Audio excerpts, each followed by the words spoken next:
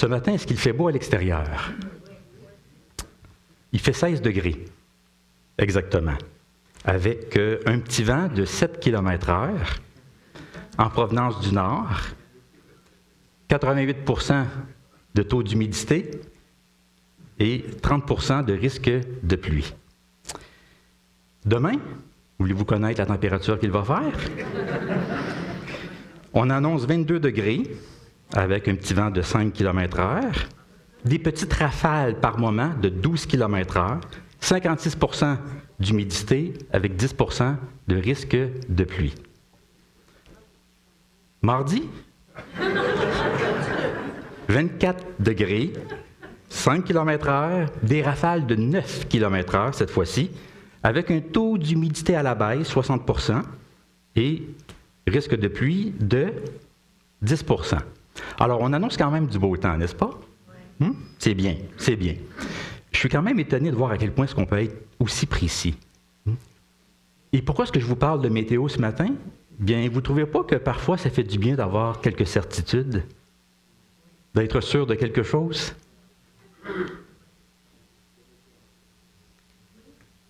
Je pense que vous avez deviné que je fais un peu d'ironie. On ne peut pas vraiment avoir de certitude. On sait que la météo, c'est une projection. On tente de prévoir ce qui se passe en se basant sur des données, des observations, mais ça reste quand même une prévision. Ce n'est pas une certitude, c'est une prévision. Et d'ailleurs, on entend souvent dire « la météo, il se trompe tout le temps », ou presque. Mais bon. Je suis sûr que vous en conviendrez, mais aujourd'hui, il est de plus en plus difficile d'avoir des certitudes, d'être sûr de quelque chose.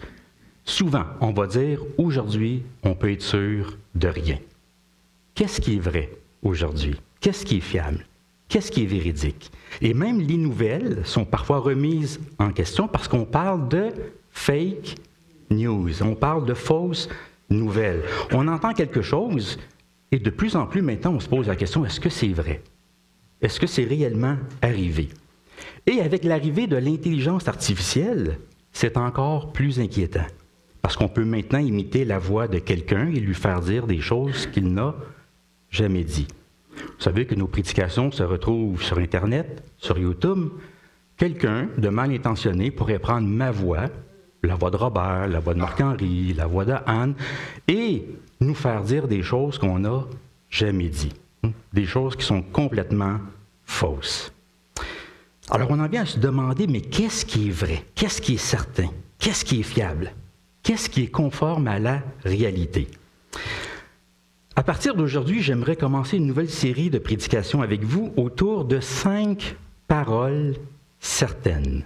5 paroles sûres, dignes de confiance, 5 paroles que nous retrouvons dans les Écritures, dans le Nouveau Testament, et qui nous sont présentées comme étant fiables, vraies et certaines. Elles nous sont présentées comme étant des certitudes, du moins des certitudes de la foi. C'est important de le préciser.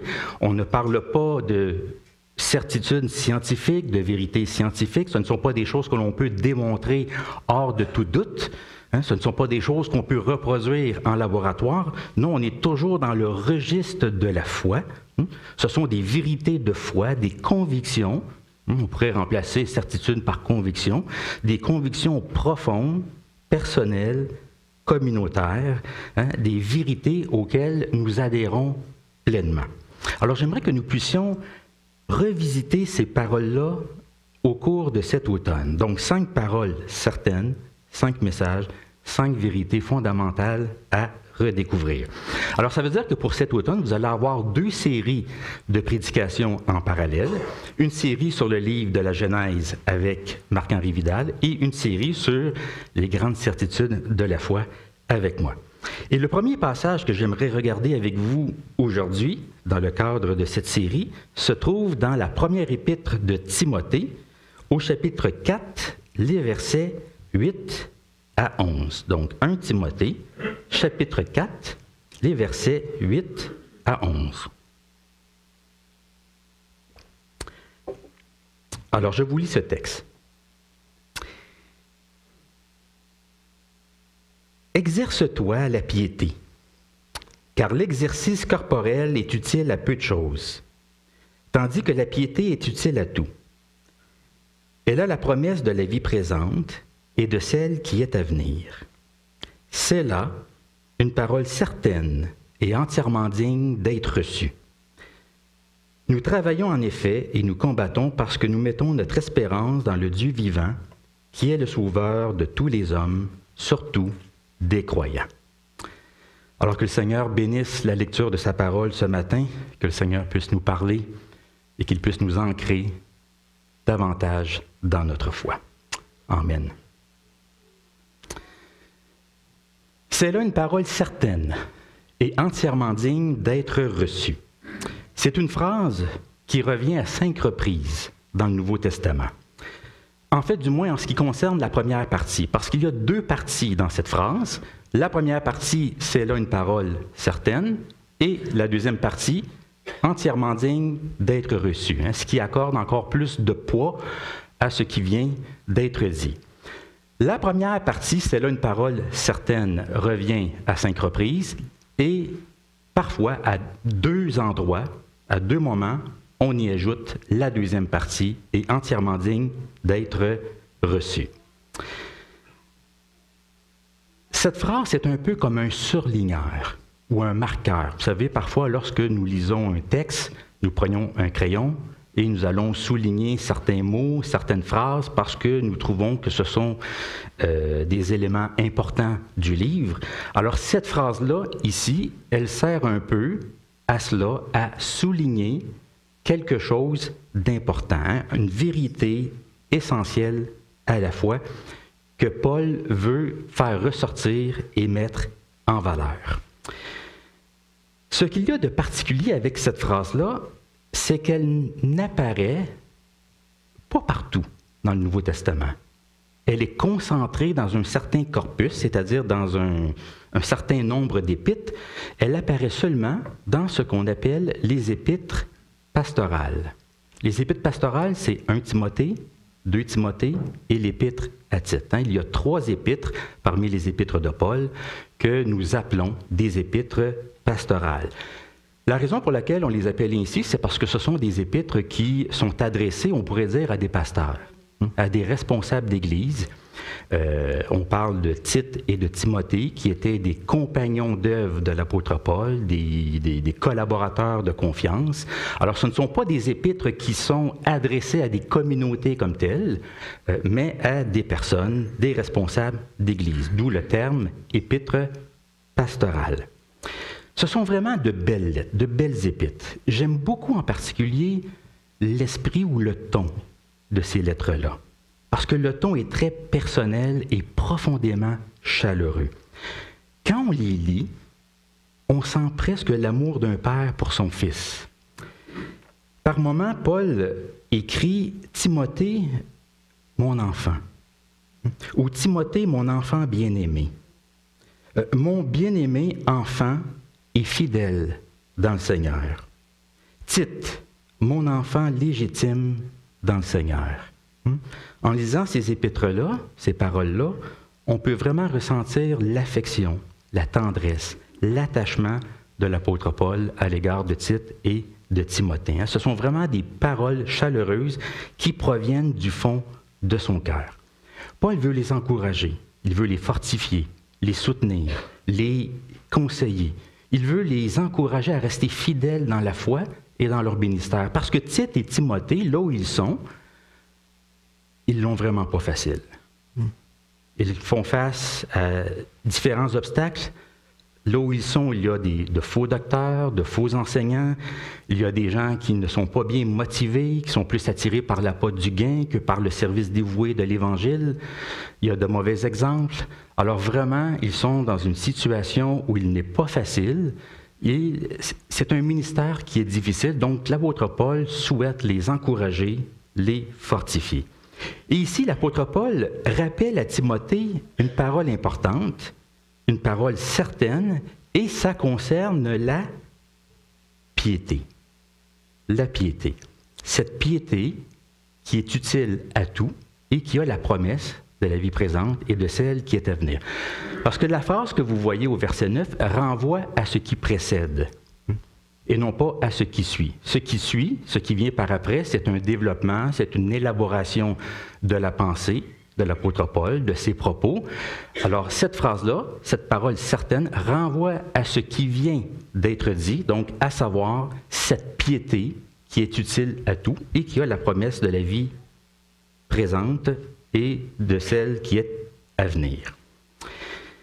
Ce mot piété, ça revient très souvent dans les épîtres pastorales. Dans tout le Nouveau Testament, ce mot revient à 15 reprises, dont une dizaine de fois dans les épîtres pastorales. Alors, c'est un mot, c'est une notion qui est importante dans ces épîtres-là. Et ici, Paul traite de la piété en 3 volets. Il parle de l'exercice de la piété, de l'utilité de la piété et du fondement même de la piété. Il aborde ces 3 éléments-là, ces 3 volets de la piété. Mais d'abord, il faut se poser la question, qu'est-ce que c'est que la piété? Qu'est-ce qu'on entend par là exactement? On pourrait répondre très simplement, très rapidement à cette question-là pour pouvoir passer à autre chose, mais je pense que ça serait une erreur. Oui, bien sûr, on pourrait dire simplement que la piété, c'est la foi en Dieu, la fidélité à Dieu, l'attachement à Dieu, la dévotion, le respect envers Dieu, et ce serait vrai. Tout ça, ce sont des notions qui font partie de ce que c'est que la piété biblique. Mais c'est un mot qui a certaines nuances, qui a certaines particularités. C'est que c'est un mot qui a été très, très mal compris. Même encore aujourd'hui, on a toutes sortes de connotations qui nous viennent à l'esprit lorsque nous pensons à la piété. Pour nous, la piété, ça rime avec quoi? Souvent, ça rime avec austérité, avec légalisme. On dit qu'un homme pieux, ou une femme pieuse, c'est quelqu'un de très sérieux, de rigide, qui ne rit jamais, qui s'interdit toute forme de plaisir, qui a une vie sans joie finalement. Ce ne sont pas des vies qu'on envie. C'est un mot aussi qui évoque un excès de ferveur religieuse. On pense à quelqu'un qui est extrêmement intense, mais vous savez, intense d'une façon dérangeante. Une personne qui parle tout le temps de religion, qui ramène tout à Dieu, qui voit Dieu jusque dans sa soupe, comme on dit. Quelqu'un avec qui il est difficile d'avoir une conversation normale parce qu'il ramène tout à la religion. Alors, on a tendance à penser que les gens pieux, c'est des gens très, très, très intenses, et un peu trop. Mais ce ne sont pas là des visions justes de la piété biblique. Ce sont des perceptions négatives qui se sont installées avec le temps. Il faut savoir que la piété, c'était une vertu qui existait déjà dans la Rome antique, dans la Grèce antique. C'était une vertu reconnue et valorisée. Vous savez, quand vous pensez aux Français, ils ont une devise. Quelle est cette devise? Liberté, égalité, fraternité. Ce sont des valeurs importantes pour les Français. Et vous vous rappelez, il y a plusieurs années, même au Québec, le gouvernement voulait mettre en place une charte des valeurs québécoises. Toute société valorise certaines choses. Toute société a certaines valeurs en particulier. Et ces jours-ci, vous savez, on parle beaucoup de laïcité, comme faisant partie des principes, des valeurs de la société québécoise. On parle beaucoup de parité homme-femme, d'égalité homme-femme. On dit que ce sont des valeurs importantes pour la société québécoise. Dans la Rome antique, dans la Grèce antique, il y avait aussi des valeurs qui étaient importantes, qui étaient socialement reconnues et valorisées. Et l'une d'entre elles, c'était la piété. La piété.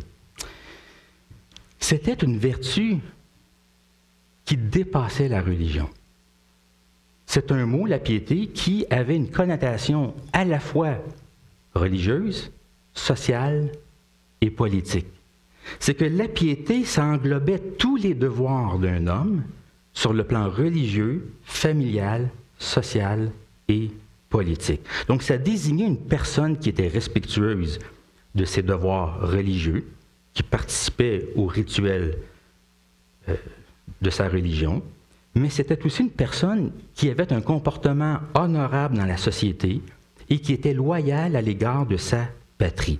C'était quelqu'un qui respectait les normes de la société, les conventions sociales, et qui montrait une loyauté à l'égard des autorités qui étaient en place. Donc, c'était la piété, une vertu assez large qui englobait plusieurs types de comportements sur le plan religieux, social et politique. Les premiers chrétiens ont repris cette vertu antique, qui était la piété, mais lui ont donné une nouvelle orientation. Une orientation à la lumière de leur foi en Jésus-Christ. Bien sûr, la piété pour eux, c'était le respect de Dieu, la fidélité à Dieu, l'attachement à l'égard de Dieu, au Dieu chrétien, bien entendu, et non pas aux divinités gréco-romaines. Mais c'était plus que ça. C'était aussi avoir une conduite sociale qui inspire le respect. Une conduite sociale qui rassure la population et les autorités. Une conduite sociale qui fait taire tout mauvais soupçon qui pesait sur l'Église, sur les premiers chrétiens. Il y a des commentateurs, des spécialistes du Nouveau Testament qui nous disent que si on veut bien comprendre ce que c'est que la piété biblique, du moins dans les épîtres pastorales, une notion importante, il faudrait presque parler de foi civilisée ou de foi socialement respectable. Donc, une foi qui conduit à un comportement qui est digne de respect, qui est admirable, un comportement qui est rassurant dans la société. Autrement dit, une personne qui est pieuse va se montrer attentive à sa conduite en société, pour pouvoir se montrer rassurante et faire taire les soupçons qui pourraient peser sur les chrétiens.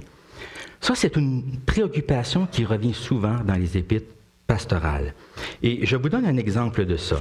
Juste avant, au chapitre 2, on est toujours dans 1 Timothée, l'apôtre Paul va écrire ceci. Et gardez à l'esprit ce que je viens de dire en ce qui concerne la piété.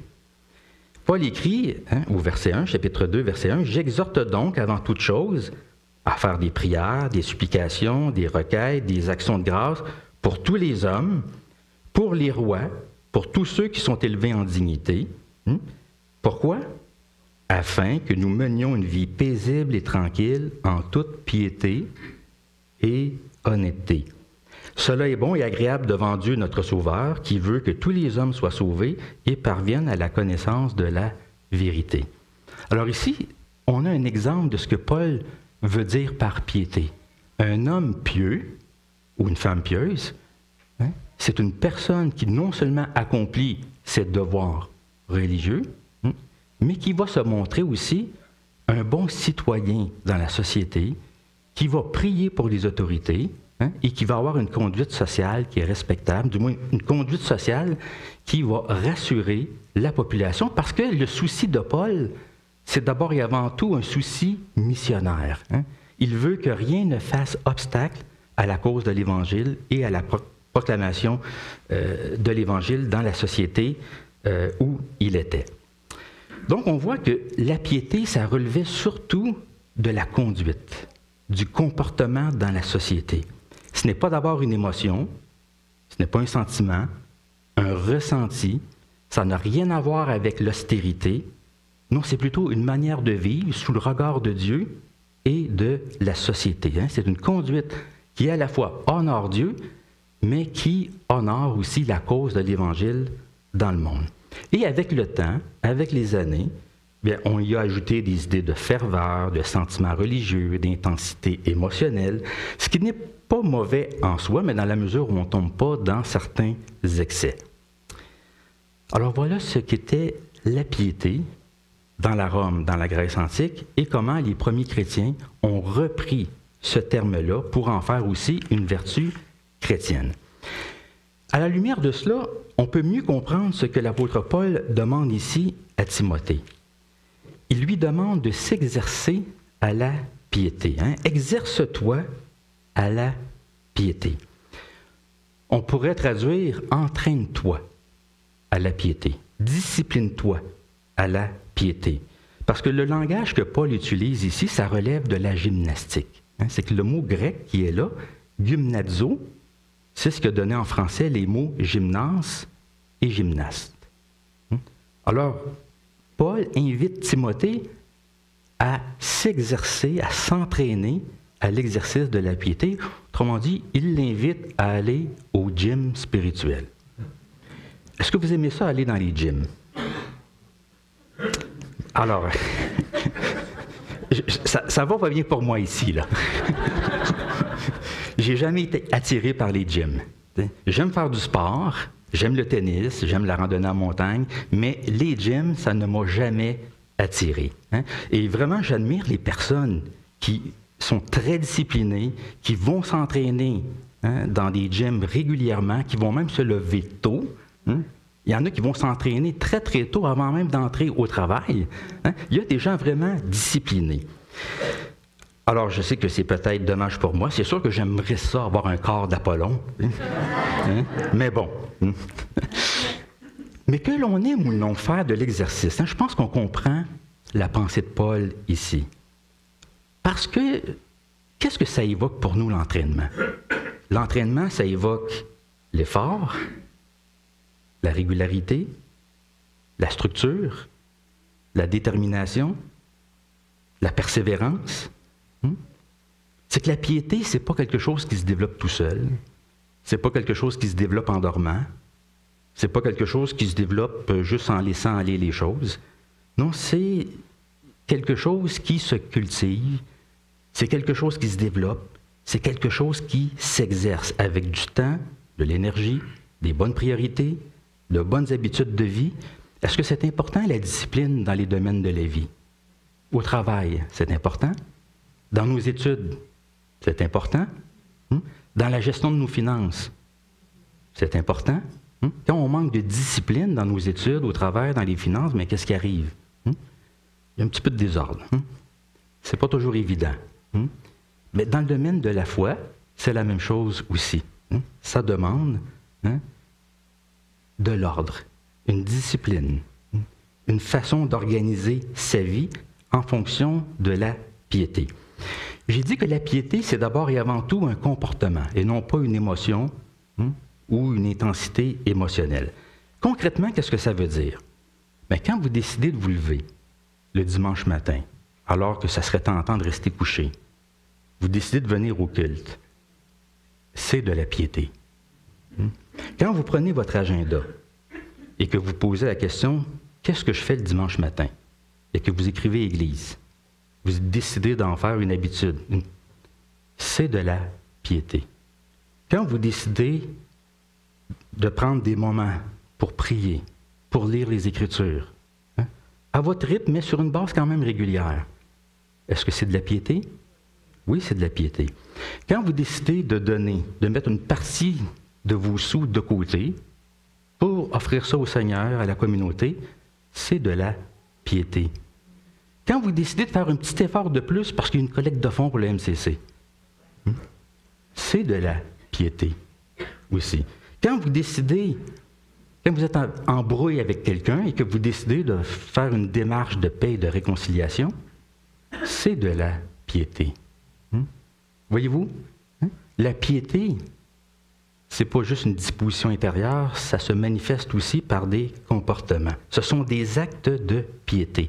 Alors oui, la piété, c'est la foi, la fidélité, l'attachement à Dieu, un attachement qui provient du cœur, mais qui va s'exprimer dans des comportements concrets sur le plan religieux, sur le plan social, dans la société, et même sur le plan politique aussi, lorsque nous prenons le temps de prier pour les autorités qui sont en place. Alors, Paul invite Timothée à s'exercer à la piété et il lui dit aussitôt pourquoi. Parce que la piété est utile, et même très utile, beaucoup plus que l'exercice corporel. Il écrit « Exerce-toi à la piété, car l'exercice corporel est utile à peu de choses, tandis que la piété est utile à tout. Elle a la promesse de la vie présente et de celle qui est à venir. faut bien comprendre ce que l'apôtre Paul dit et ne dit pas ici. Hein. Il n'est pas en train de dire que l'exercice corporel, ce n'est pas bon. Il n'a rien contre les personnes qui sont musclées dans l'Église. Hein. Il n'a rien contre les personnes qui prennent soin très bien de leur santé. Absolument pas. Hein. On dit il dit lui-même que notre corps, c'est le temple du Saint-Esprit. Et ce que l'on fait de notre corps, c'est important. Hein. L'apôtre Paul n'est pas anti-corps humain, absolument pas. Pour comprendre ce qu'il dit ici, c'est qu'il faut penser en termes de gradation. C'est comme s'il est en train de dire qu'il y a dans la vie des choses inutiles, des choses utiles, et des choses très utiles. Il y a des choses inutiles dont on pourrait se passer. Parfois, quand je vais au Dollarama avec ma fille, elle voit un paquet de choses qu'elle aimerait acheter et qui, pour moi, sont inutiles. Mais bon, hein, c'est des choses très, très belles, très, très cute. Là, hein, elle voudrait bien acheter ça, mais il y a des choses que nous jugeons inutiles. Il y a des choses qui sont utiles, hein, qui nous servent très, très bien au quotidien, et il y a des choses qui sont très utiles, hein, qui ont une très, très grande valeur pour nous. Pour Paul, la piété rentre dans quelle catégorie? Est-ce que c'est inutile? Utile? En réalité, c'est très utile, beaucoup plus que l'exercice corporel. Et on sait que pour les Grecs, l'exercice corporel, c'était quelque chose d'extrêmement important. En passant, il y avait des gymnases là, dans toutes les grandes villes. Hein. On y allait pour s'entraîner, hein, s'exercer. C'était important, l'exercice physique. Alors, quand l'apôtre Paul écrit ça ici, c'est comme s'il est en train de faire un petit ménage dans certaines priorités. Hein. Oui, c'est bon l'exercice physique, hein, mais qu'est-ce qu'on fait de la piété? Hein? Quelle place tient la piété aussi dans nos valeurs, dans nos priorités et dans notre vie? Alors, c'est utile parce que la piété a la promesse de la vie présente et de celle qui est à venir. C'est intéressant ici de savoir que le mot « vie », hein, le mot grec, c'est « Zoé ». Bon, je sais, pour nous, Zoé, c'est un prénom féminin. Hein, mais dans le grec, ce n'est pas un prénom féminin. Hein. Zoé hein, a deux sens. Le premier sens, ça désigne la vie naturelle, le principe même de la vie, le souffle de vie, la respiration. Vous vous souvenez le discours de Paul lorsqu'il était à Athènes? Hein? Il a dit, en lui, nous avons la vie, le mouvement et l'être. Hein? Alors, hein, c'est le Seigneur qui nous donne la respiration, hein, le souffle de vie. Hein? C'est la vie naturelle, la vie que Dieu nous donne. Mais Zoé, surtout dans l'Évangile de Jean, est utilisée pour désigner un autre type de vie, qui est la vie divine qui est en nous, la vie spirituelle, la vie éternelle, la vie abondante. Par exemple, quand Jésus va dire « Je suis venu afin que les brebis aient la vie », il ne parle pas de la vie naturelle, mais il parle d'une vie spirituelle, éternelle, abondante. La vie éternelle, c'est qu'ils te connaissent, toi, le seul vrai Dieu, et celui que tu as envoyé, Jésus-Christ. Encore une fois, vie éternelle, la vie spirituelle. Il est dit aussi dans la première épître de Jean, « Celui qui a le Fils a la vie, celui qui n'a pas le Fils de Dieu n'a pas la vie. » Il ne parle pas de vie naturelle, mais de la vie spirituelle, la vie qui est en Dieu et que Dieu souhaite nous donner. Alors l'apôtre Paul est en train de dire ici que la piété, elle est utile autant pour le monde présent que pour le monde à venir, pour la vie dans le royaume de Dieu. Alors la piété nous met en contact avec Dieu, on retrouve le lien avec notre Créateur, et en même temps, ça nous prépare pour la vie du royaume de Dieu, la vie qui est à venir. La piété a la promesse de la vie, qui dépasse la simple vie biologique, la vie physique que Dieu nous donne. Alors voilà une parole certaine et entièrement digne d'être reçue, donc qui demande adhésion. Mais ce n'est pas terminé. Après avoir parlé de l'exercice de la piété, de l'utilité de la piété, l'apôtre Paul va montrer quel est le fondement même de la piété. Il va écrire que la piété a un fondement solide qui est le Dieu vivant et qui souhaite donner la vie à tous. En effet, nous travaillons, nous combattons parce que nous mettons notre espérance dans le Dieu vivant, qui est le sauveur de tous les hommes, surtout des croyants. Alors, le Dieu vivant, c'est une autre belle expression que nous retrouvons dans les épîtres pastorales, c'est que Dieu n'a pas reçu la vie. Il est la vie. Il est lui-même la vie. Il a la vie par excellence. Dans l'Évangile de Jean, il est dit, comme le Père a la vie en lui-même, ainsi il a donné au Fils d'avoir la vie en lui-même. Lorsqu'il est question de la parole de Dieu, il est dit, en elle était la vie, et la vie était la lumière des hommes. Dieu n'a pas reçu la vie, il est lui-même la vie. Et c'est lui qui donne la vie. Il est le Dieu vivant. Et même un peu plus tôt, au chapitre 3, toujours dans la première épître à Timothée, l'apôtre Paul va dire que nous sommes l'Église du Dieu vivant. Le Dieu chrétien, c'est un Dieu qui parle, qui agit, qui sauve, qui agit dans nos vies, qui s'est révélé. C'est un Dieu vivant. Un Dieu vivant qui souhaite le salut de tous, donc que tous puissent avoir accès à cette vie dont il vient juste de parler. Parce que l'apôtre Paul décrit le Dieu vivant comme étant le sauveur de tous les hommes, surtout des croyants. Ici, on s'est posé la question, mais dans quel sens Dieu est-il le sauveur de tous les hommes? Est-ce que ça veut dire que finalement la foi n'est pas nécessaire? Que la piété est inutile? Que la mission chrétienne n'a pas sa place?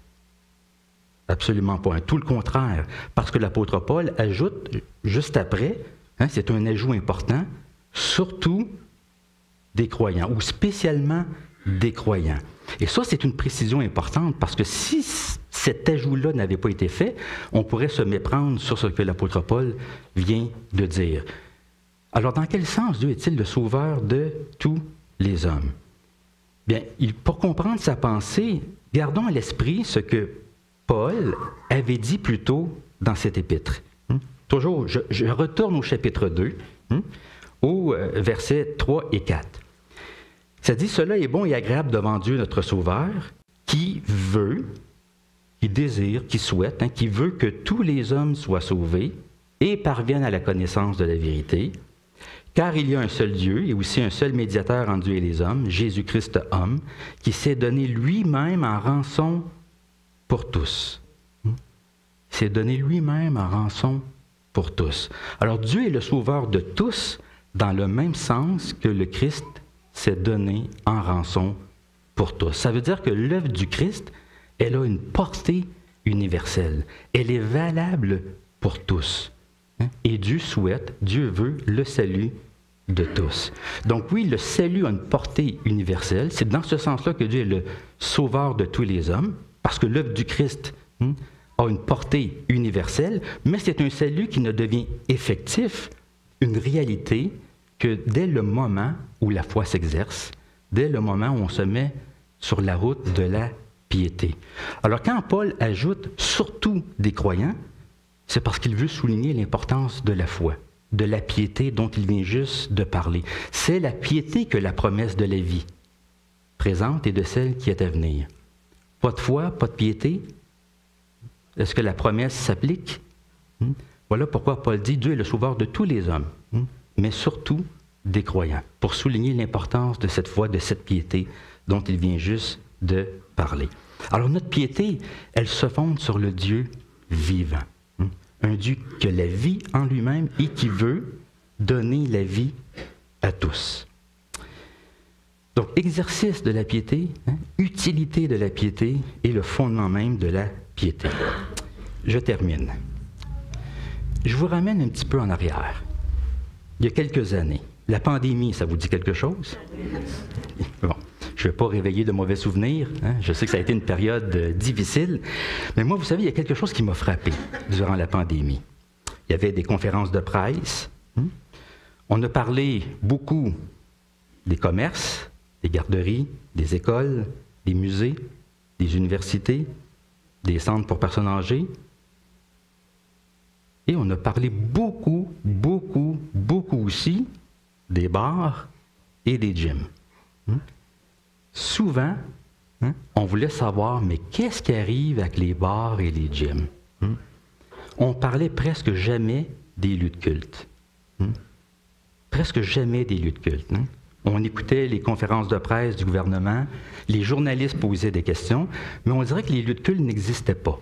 Comme si les lieux de culte ne faisaient pas partie du paysage social du Québec. Si on voulait savoir quelles étaient les mesures sanitaires à mettre en place dans les lieux de culte, il fallait aller soit sur le site Internet du gouvernement, j'attendais des nouvelles de l'association provinciale ou de la table du réseau évangélique du Québec, etc., etc. C'était difficile de savoir, mais qu'est-ce qui se passe avec les lieux de culte? Mais ce n'était pas vraiment important. Mais il y avait beaucoup, pour bien des gens, ce n'était pas important, mais pour nous, c'était important. Mais il y avait beaucoup de questions sur qu'est-ce qui arrive avec les bars et les gyms. On dirait que c'était par moment, là, à une certaine période, c'était une question de vie ou de mort. Qu'est-ce qui arrive avec ça? Je me demande si ça n'a pas révélé quelque chose. On dit que la pandémie n'a rien mis en place. Elle a mis en lumière certaines choses, certaines réalités sociales qui étaient déjà présentes. Alors tout ça m'amène à nous poser la question, mais qu'en est-il de la piété, ou de l'exercice de la piété? Cette piété qui détient la promesse de la vie et qui a un fondement solide, qui est le Dieu vivant et qui souhaite donner la vie à tous. Alors ce matin, c'est un encouragement à la piété vivante, piété sincère, piété civilisée, socialement respectable, une piété disciplinée. Alors, est-ce que je pense qu'on peut reprendre cette phrase-là de l'apôtre Paul? Oui, la piété est utile à tout. Elle a la promesse de la vie présente et de celle qui est à venir. Voilà une parole certaine et entièrement digne d'être reçue. Amen. Amen. Je vous invite à vous lever. Je vais prier, puis je vais inviter notre équipe musicale à s'avancer.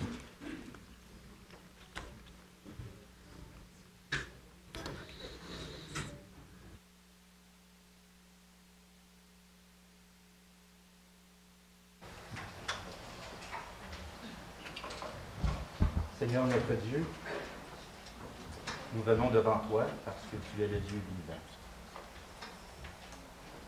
Tu as la vie en toi-même. Et c'est toi, Seigneur, qui donne la vie.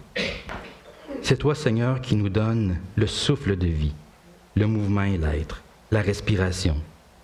C'est toi, Seigneur, qui en Jésus-Christ nous donne la vie spirituelle, la vie éternelle, la vie abondante, l'espérance de vivre dans ton royaume. Bien, Seigneur, nous voulons te louer pour tout cela. Nous voulons te répondre avec foi et piété. Oui, Seigneur, nous voulons nous attacher à toi. Nous voulons, Seigneur, conduire notre vie d'une façon qui t'honore et qui aide la cause de ton évangile dans notre société. Donne-nous, Seigneur, la force de choisir chaque jour de te placer au centre de nos vies, dans nos paroles, nos actions, nos pensées. Rappelle-nous combien la piété est utile, qu'elle porte en elle la promesse d'une vie abondante, ici et pour l'éternité. Oui, Seigneur, que nos choix d'aujourd'hui nous préparent une vie différente demain et une vie qui te glorifie. C'est dans le nom de ton Fils Jésus-Christ que nous te prions pour ta gloire. Amen.